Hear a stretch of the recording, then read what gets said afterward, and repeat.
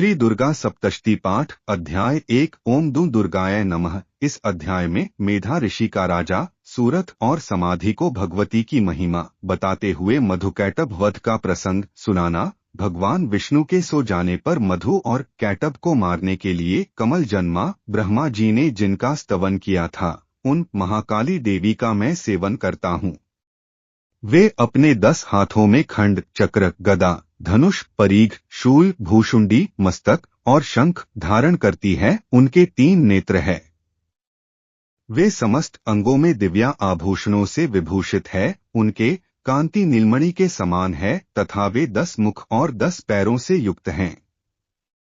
मार्कंडेय बोले, सूर्य के पुत्र सावर्णी जो 8वें मनु कहे जाते हैं, उनकी उत्पत्ति की कथा विस्तार पूर्वक कहता हूँ, सुनो।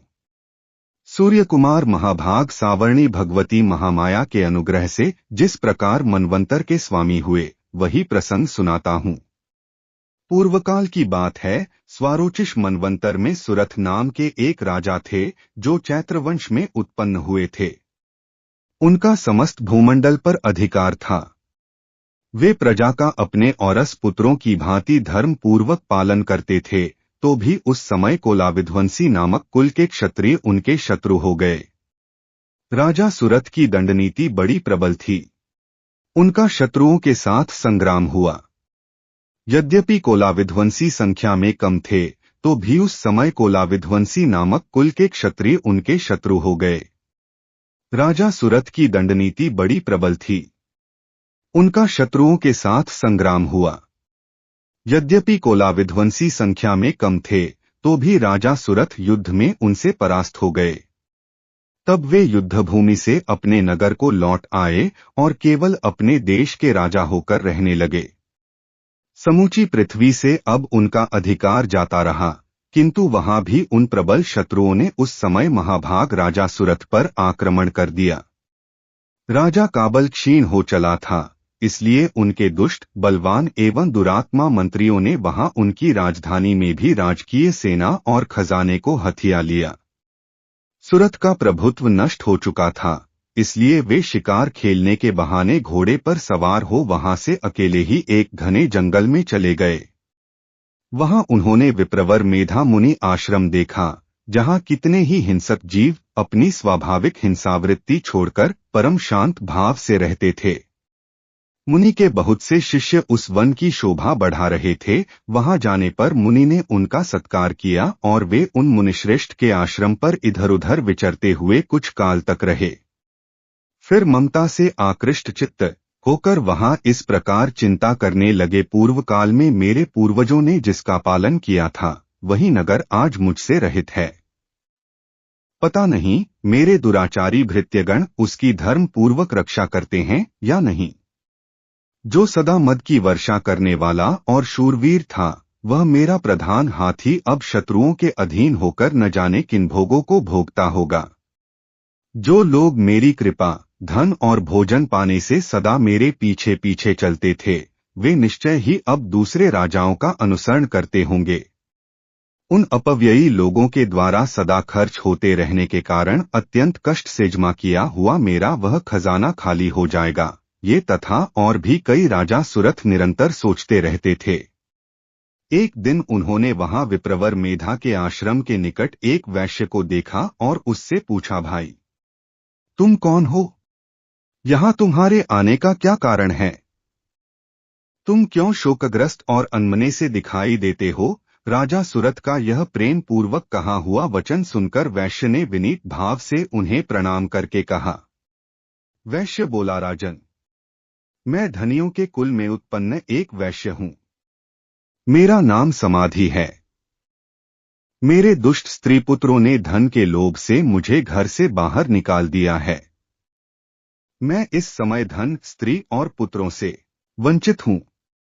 मेरे विश्वसनीय बंधुओं ने मेरा ही धन लेकर मुझे दूर कर दिया है, इसलिए दुखी होकर मैं वन में चला आया हूँ। यहाँ रहकर मैं इस बात को नहीं जानता कि मेरे पुत्रों की, स्त्री की और स्वजनों की कुशल है या नहीं। इस समय घर में वे कुशल से रहते हैं अथवा उन्हें कोई कष्ट है। वे मेरे पुत्र कैसे हैं? क्या वे सदाचारी है अथवा दुराचारी हो गए हैं? राजा ने पूछा, जिन लोभी स्त्री पुत्र आदि ने धन के कारण तुम्हें घर से निकाल दिया, उनके प्रति तुम्हारे चित्त में इतना नेह का बंधन क्यों है? वैश्य बोला, आप मेरे विषय में जैसी बात कहते हैं वह सब ठीक है, किंतु क्या करूं, मेरा मन निष्ठुरता नहीं धारण करता। जिन्होंने धन के लोभ पड़कर पिता के प्रति स्नेह, पति के प्रति प्रेम तथा आत्मीयजन के प्रति अनुराग को तिलांजलि दे मुझे घर से निकाल दिया है, उन्हीं के प्रति मेरे हृदय में इतना से है। महामते, गुणहीन बंधुओं के प्रति भी जो मेरा चित्त इस प्रकार प्रेममग्न हो रहा है, यह क्या है, इस बात को मैं जानकर भी नहीं जान पाता। उनके लिए मैं लंबी सांसें ले रहा हूं और मेरा हृदय अत्यंत दुखित हो रहा है। उन लोगों में प्रेम का सर्वथा अभाव है, तो भी उनके प्रति जो मेरा मन निष्ठुर नहीं हो पाता, इसके लिए क्या करूं? मार्कंडेय जी कहते हैं, ब्राह्मण तदंतर राजाओं में श्रेष्ठ सुरथ और वह समाधि नामक वैश्य दोनों साथ साथ मेधा मुनि की सेवा में उपस्थित हुए और उनके साथ यथायोग्य न्यायानुकूल विनयपूर्ण बर्ताव करके बैठे। तत्पश्चात वैश्य और राजा ने कुछ वार्तालाप आरंभ किया। राजा ने कहा, भगवन, मैं आपसे एक बात पूछना चाहता हूं, उसे बताइए। मेरा चित्त अपने अधीन न होने के कारण वह बात मेरे मन को बहुत दुख देती है। जो राज्य मेरे हाथ से चला गया है, उसमें और उसके संपूर्ण अंगों में मेरी ममता बनी हुई है। मुनिश्रेष्ठ, यह जानते हुए भी कि वह अब मेरा नहीं है, अज्ञानी की भांति मुझे उसके लिए दुख होता है। यह क्या है? इधर यह वैश्य भी घर से अपमानित होकर आया है। इसके पुत्र, स्त्री और भृत्यों ने इसे छोड़ दिया है। स्वजनों ने भी इसका परित्याग कर दिया है, तो भी यह उनके प्रति अत्यंत हार्दिक स्नेह रखता है। इस प्रकार यह तथा मैं दोनों ही बहुत दुखी हैं। जिसमें प्रत्यक्ष दोष देखा गया है, उस विषय के लिए भी हमारे मन में ममता जनित आकर्षण पैदा हो रहा है। महाभाग, हम दोनों समझदार हैं, तो भी हमें जो मोह पैदा हुआ है, यह क्या है? विवेक शून्य पुरुष की भांति मुझ में और इसमें भी यह मूर्ता प्रत्यक्ष दिखाई देती है। ऋषि बोले, महाभाग, विषय मार्ग का ज्ञान सब जीवों को है। इसी प्रकार विषय भी सबके लिए अलग अलग हैं। कुछ प्राणी दिन में नहीं देखते और दूसरे रात में ही नहीं देखते, तथा कुछ जीव ऐसे हैं जो दिन और रात्रि में भी बराबर ही देखते हैं। यह ठीक है कि मनुष्य समझदार होते हैं, किंतु केवल वे ही ऐसे नहीं होते। पशु, पक्षी और मृग आदि सभी प्राणी समझदार होते हैं। मनुष्यों की समझ भी वैसी ही होती है जैसी उन मृग और पक्षियों की होती है, तथा जैसी मनुष्यों की होती है वैसी ही उन मृग पक्षी आदि की होती है। यह तथा अन्य बातें भी प्रायः दोनों में समान ही हैं। समझ होने पर भी इन पक्षियों को तो देखो, ये स्वयं भूख से पीड़ित होते हुए भी मोहवश बच्चों की चोंच में कितने चाव से अन्न के दाने डाल रहे हैं। नरश्रेष्ठ, क्या तुम नहीं देखते कि ये मनुष्य समझदार होते हुए भी लोभवश अपने किए हुए उपकार का बदला पाने के लिए पुत्रों की अभिलाषा करते हैं? यद्यपि उन सब में समझ की कमी नहीं है, तथापि वे संसार की स्थिति जन्म मरण की परंपरा बनाए रखने वाले भगवती महामाया के प्रभाव द्वारा ममतामय भंवर से युक्त मोह के गहरे गर्त में गिराए गए हैं। इसलिए इसमें आश्चर्य नहीं करना चाहिए। जगदीश्वर भगवान विष्णु की योग निद्रा रूपा जो भगवती महामाया हैं, उन्हीं से यह जगत मोहित हो रहा है। वे भगवती महामाया देवी ज्ञानियों के भी चित्त को बलपूर्वक खींचकर मोह में डाल देती हैं। वे ही इस संपूर्ण चराचर जगत की सृष्टि करती हैं, तथा वे ही प्रसन्न होने पर मनुष्यों को मुक्ति के लिए वरदान देती हैं। वे ही पराविद्या, संसार बंधन और मोक्ष की हेतु भूता सनातनी देवी तथा संपूर्ण ईश्वरों की भी अधीश्वरी हैं। राजा ने पूछा, भगवन कौन हैं? ब्राह्मण, उनका आविर्भाव कैसे हुआ तथा उनके चरित्र कौन कौन हैं? ब्रह्मवेत्ताओं में श्रेष्ठ महर्षि। उन देवी का जैसा प्रभाव हो, जैसा स्वरूप हो और जिस प्रकार प्रादुर्भाव हुआ हो, वह सब मैं आपके मुख से सुनना चाहता हूँ। ऋषि बोले, राजन, वास्तव में तो वे देवी नित्य स्वरूपा ही हैं। संपूर्ण जगत उन्हीं का रूप है तथा उन्होंने समस्त विश्व को व्याप्त कर रखा है, तथापि उनका प्राकट्य अनेक प्रकार से होता है। वह मुझसे सुनो। यद्यपि वे नित्य और अजन्मा हैं, तथापि जब देवताओं का कार्य सिद्ध करने के लिए प्रकट होती हैं, उस समय लोक में उत्पन्न हुई कहलाती हैं। कल्प के अंत में जब संपूर्ण जगत एकार्णव में निमग्न हो रहा था और सबके प्रभु भगवान विष्णु शेषनाग की शैया बिछाकर योग निद्रा का आश्रय ले सो रहे थे, उस समय उनके कानों के मैल से दो भयंकर असुर उत्पन्न हुए जो मधु और कैटब के नाम से विख्यात थे। वे दोनों ब्रह्मा जी का वध करने को तैयार हो गए। भगवान विष्णु के नाभिकमल में विराजमान प्रजापति ब्रह्मा जी ने जब उन दोनों भयानक असुरों को अपने पास आया और भगवान को सोया हुआ देखा, तब एकाग्रचित्त होकर उन्होंने भगवान विष्णु को जगाने के लिए उनके नेत्रों में निवास करने वाली योग निद्रा का स्तवनारंभ किया।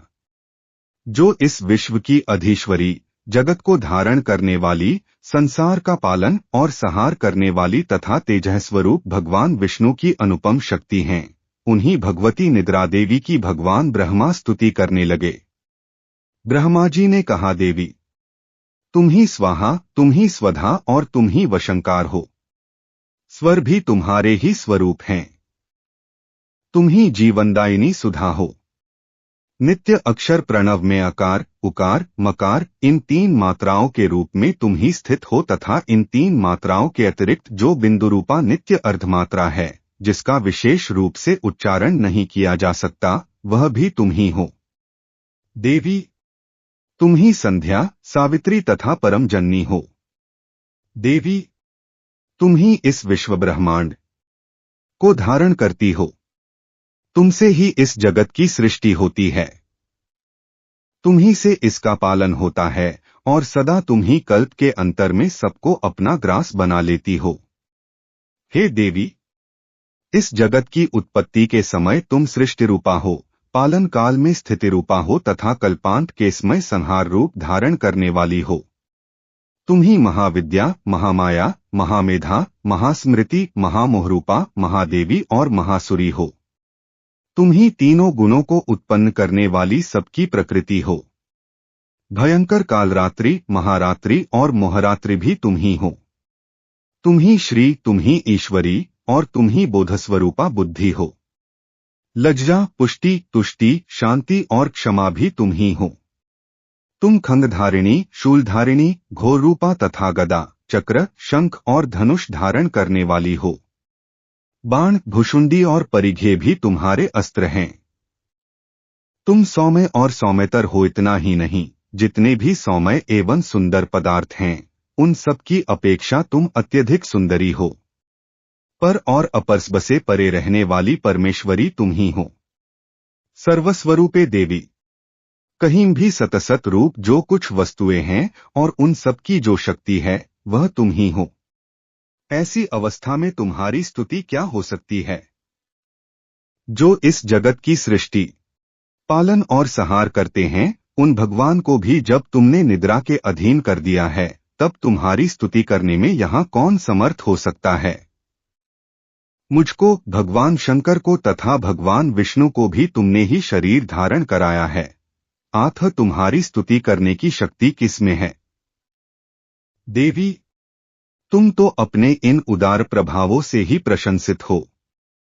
ये जो दोनों दुर्धर्ष असुर मधु और कैटब हैं, इनको मुंह में डाल दो और जगदीश्वर भगवान विष्णु को शीघ्र ही जगा दो। साथ ही इनके भीतर इन दोनों महान असुरों को मार डालने की बुद्धि उत्पन्न कर दो।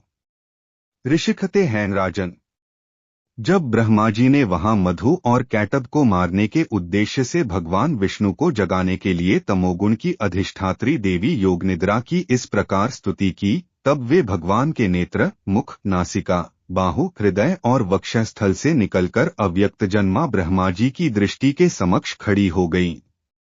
योग निद्रा से मुक्त होने पर जगत के स्वामी भगवान जनार्दन उस एकार्णव के जल में शेषनाग की शैया से जाग उठे। फिर उन्होंने उन दोनों असुरों को देखा। वे दुरात्मा मधु और कैटब अत्यंत बलवान तथा पराक्रमी थे और क्रोध से लाल आंखें किए ब्रह्मा जी को खा जाने के लिए उद्योग कर रहे थे। तब भगवान श्रीहरि ने उठकर उन दोनों के साथ 5000 वर्षों तक केवल बाहुयुद्ध किया। वे दोनों भी अत्यंत बल के कारण उन्मत्त हो रहे थे। इधर महामाया ने भी उन्हें मोह में डाल रखा था, इसलिए वे भगवान विष्णु से कहने लगे, हम तुम्हारी वीरता से संतुष्ट हैं, तुम हम लोगों से कोई वर मांगो। श्री भगवान बोले, यदि तुम दोनों मुझ पर प्रसन्न हो तो अब मेरे हाथ से मारे जाओ। बस इतना सा ही मैंने वर मांगा है, यहां दूसरे किसी वर से क्या लेना है। ऋषि कहते हैं, इस प्रकार धोखे में आ जाने पर जब उन्होंने संपूर्ण जगत में जल ही जल देखा, तब कमलनयन भगवान से कहा, जहां पृथ्वी जल में डूबी हुई न हो, जहां सूखा स्थान हो, वहीं हमारा वध करो। ऋषि कहते हैं, तब तथास्तु कहकर शंख, चक्र और गदा धारण करने वाले भगवान ने उन दोनों के मस्तक अपनी जांघ पर रखकर चक्र से काट डाले।